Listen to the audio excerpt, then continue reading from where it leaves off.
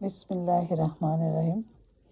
আজ আমরা আলোচনা করব মেন্টাল হেলথ অ্যাওয়ারনেস নিয়ে, মানসিক স্বাস্থ্য সচেতনতা।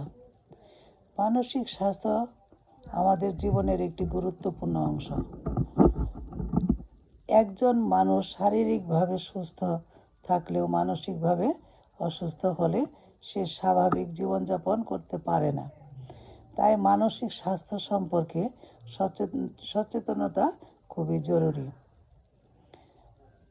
মানসিক স্বাস্থ্য হলো এমন একটি অবস্থা যেখানে একজন ব্যক্তি নিজের অনুভূতি নিয়ন্ত্রণ করতে পারে, স্বাভাবিকভাবে চিন্তা করতে পারে এবং সমাজের সাথে ভালোভাবে মানিয়ে চলতে পারে।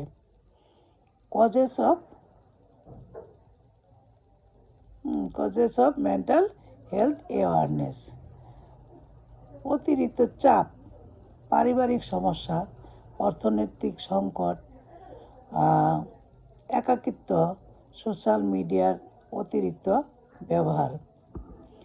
সাইন সিমটমস: সমস্যা, দুঃখ বা হতাশা অনুভব করা, ঘুমের সমস্যা, কম বা বেশি ঘুম হওয়া, মনোযোগের অভাব, রাগ বিরক্তি বৃদ্ধি, একা থাকতে চাওয়া।